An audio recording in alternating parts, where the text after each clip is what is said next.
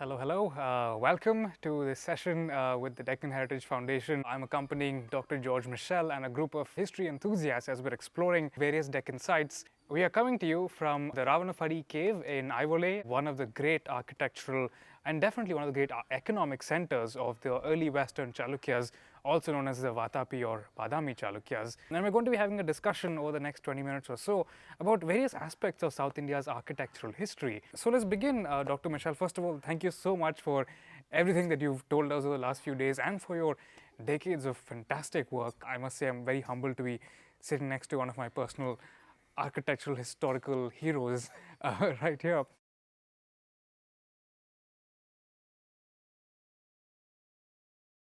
The question I wanted to ask you is fundamental in terms of the origins of stone architecture in southern India. Very often there's a tendency to think of things as being of a Chalukya style or a Pallava style. We'll talk about sculptures and particular sculptural motifs as Chalukya or Pallava.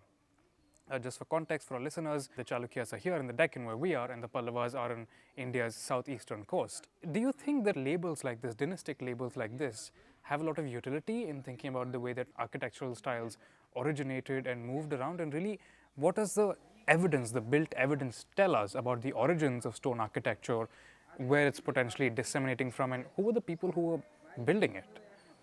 Yeah, well, it's a convenient but by no means accurate way of defining the type of architectures. So we have the earliest stone Dravidian style temples, South Indian temples here in Aihole. But to say that they are Chalukyan in style is already equating the style with the ruling people.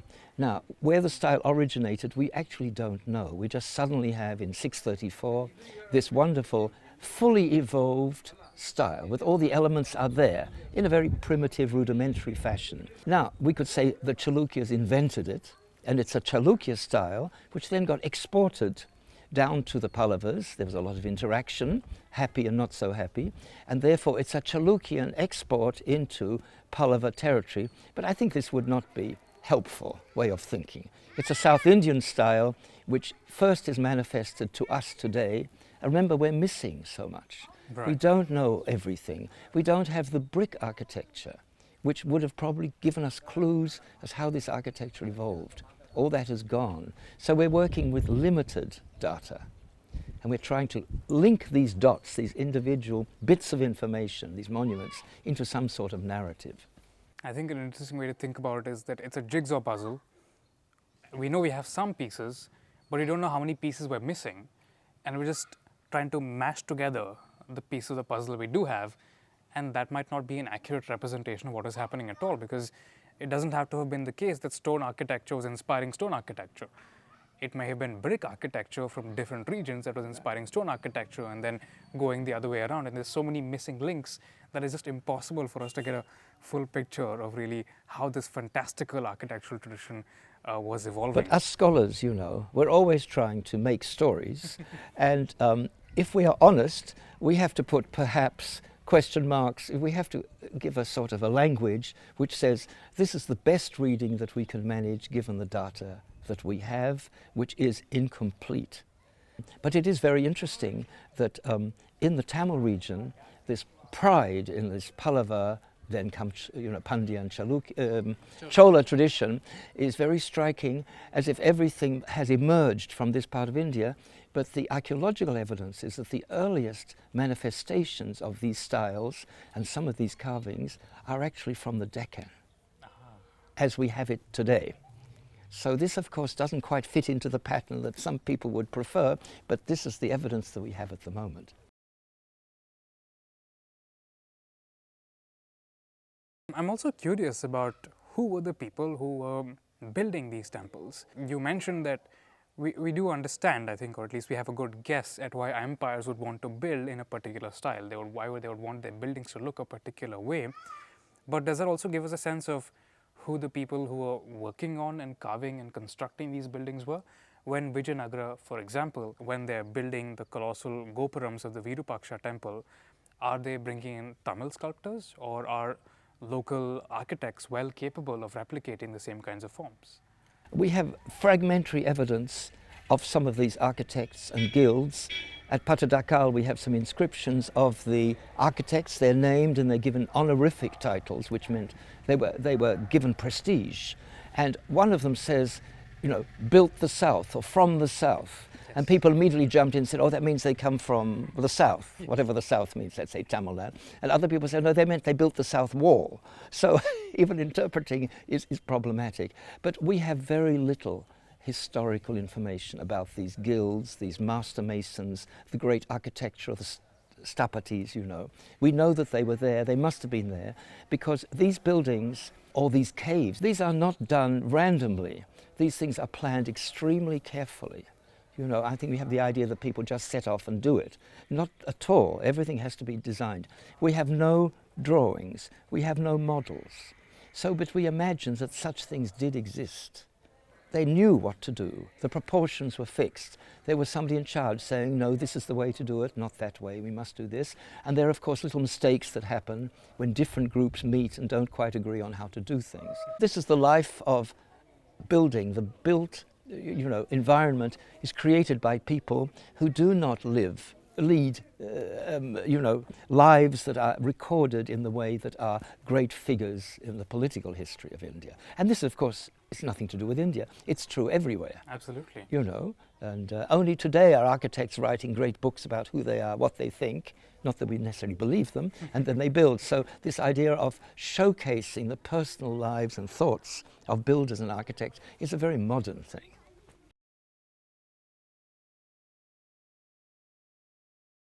Well, what can we guess at how these temples were planned out? What kind of geometries were at play? How did they arrive at these particular rules? How did they know that a temple of a particular height would require a base of a particular size? How did they figure all these out and transmit this knowledge across generations?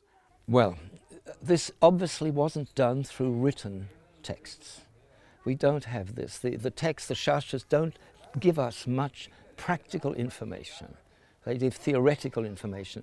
But I think there were these traditions which were handed down verbally and through practice. I think this is true in many parts of the world. This is how these building traditions do go from one generation to the other. No, when we lay out a temple of this size, we must have a basement of that type. If it goes to this height, it must have this proportion or that proportion. We can work backwards from the temples.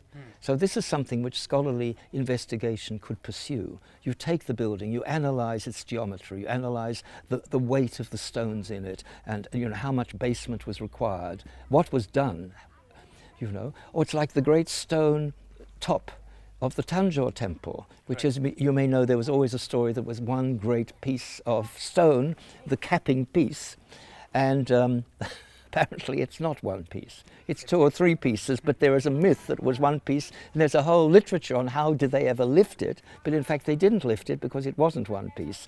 So legend gets in the way sometimes of... So I think observation and study, meticulous study of these buildings technically, is required. There's very little of this has been done for India, but it has been done for, let's say, ancient Greek architecture or Gothic architecture.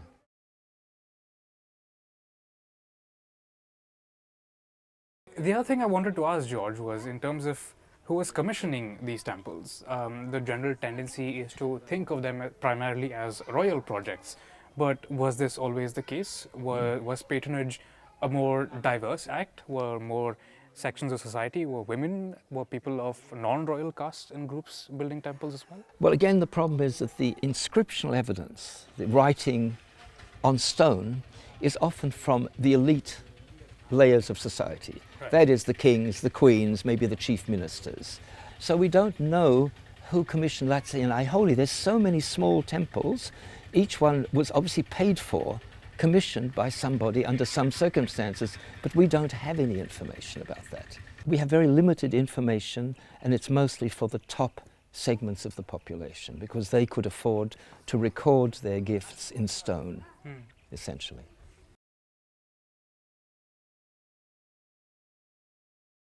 I also believe that at Patadakal we have somewhat clearer evidence of royal women making temples.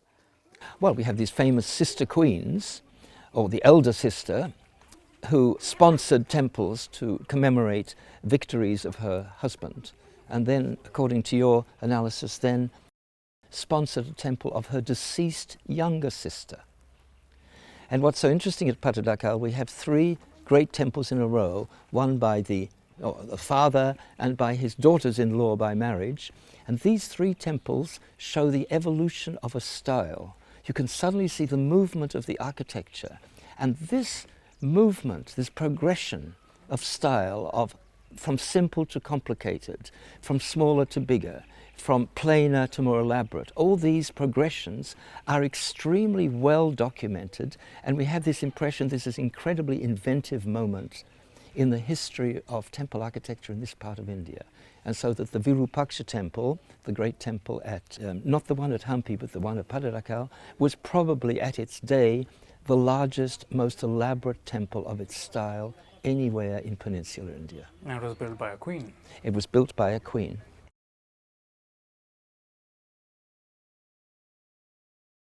And it's also built in a complex that's actually, as you said, quite remarkable for its architectural experimentation, where you're seeing not just what we would call a South Indian or a Dravida style, but also temple spires that seem quite deliberately to be built in a North Indian, in the Nagara and Latina styles. Why do you think the Chalukyas were doing this? Well, this is the question I want to ask you. We architectural historians have always wondered, where did this North Indian, this so-called Latina or Nagara style come from? What is it doing next to Dravida style in one place? It's the only place in peninsular India where you see this. So how do you explain it? And in your book, you drew attention to the marriage alliance between a Chalukya prince. I think his grandfather was king at the time. Right. So his grandfather sent him to the Shilaharas, which are in Malwa near Ujjain area. The Kalachuris. The Kalachuris, I'm sorry. He went to the Kalachuris in the Ujjain area to marry these two girls. Probably in the 680s, 690s, something like that, I don't know if you agree. And I think this is when, shortly afterwards, this type of architecture from that area appears in the peninsula. Now, were the girls bringing with them architects or designers? Or was it the prince said, look, if we build in this style, we'll show that we have connections, we have command, we're somehow linked to this greater world of northern India. It's not like we are subservient, we command this architecture. Exactly. And I think this is where architecture can play a visual, it gives a visual statement of control.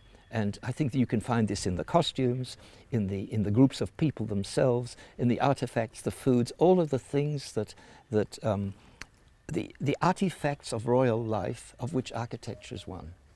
And do you find that's a sort of a plausible way to start thinking I about absolutely the agree. Kalachuris?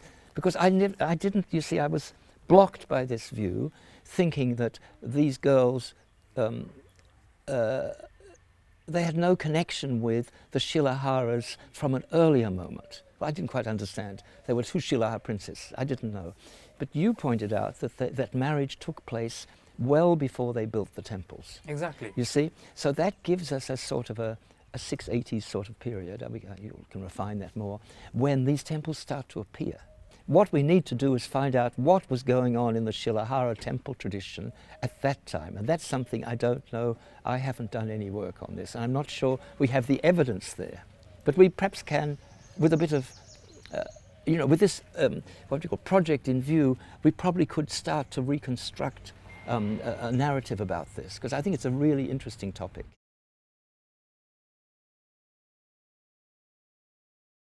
Yesterday, as we were exploring Badami, we happened to climb up this beautiful little cliffside just to the side of the main fortifications there, where we saw the Malagetti Shivalaya, which you should be seeing on your screen right now. George, you made this very interesting comment as we were looking at the sculptures there about how some of them seem to resemble those of the Gupta Empire of northern India. In fact, the term that you used was Neo-Gupta. And this really stuck with me because when you look at medieval Europe, you have what are very clearly revivals of older architectural styles because they have a particular kind of visual recall, a particular kind of symbolic importance. So what I'd like to understand is, to what extent did Indian kingdoms do this? And why do we think that the Chalukyas specifically would have wanted to potentially evoke memories of an older North Indian empire? Well, we see this in the architecture and the sculptural decoration. I think northern India had a longer established tradition of religious architecture in stone and with the sculptural adornments. When the Chalukyas get going, they develop their own styles, but they do not hesitate to make references to the styles of the north, even if these were already well established and not of their period, but they learned about through their campaigns and their connections with the north. So we have, for instance, at the doorways to the most elaborate Chalukya temples, we have Ganga and Yamuna, which are standard, river goddess protective devices. These are borrowed from northern India. You could say they're Neo-Gupta because that's where we see them first. But on the Malagiri Shivalya, we have two wonderful panels which are in a very distinctive Gupta style, though it's after the Gupta period, so we have suggested this way of thinking about them as Neo-Gupta. And then, of course, as you know, for Vijayanagara, we have in the later centuries, we have these wonderful temples all built in what look like a Chola style, but a revived Chola style. So we could think of that as a Neo-Chola style. And in Europe, as you know, we have Neo-Gothic, we have Neo-Greek, Neo-Classical, and these are not derogatory terms. They merely say that people have harkened back to these traditions for their associations of grandeur, of scale, of culture. So they're positive references. And I think it's especially interesting that we're talking about it here because, as you pointed out when you visited, some of the door guardians in this cave are believed to be wearing Central Asian costumes. Yes. I think that there are layers and layers of potential meaning that emerge as we start to read different lines of evidence together. Once we read epigraphy, genealogy alongside architecture and art history. So thank you so much, Dr. Michell, for your time. Thank you. It's a pleasure to be with a scholar who is 50 years younger than me. Can you believe it?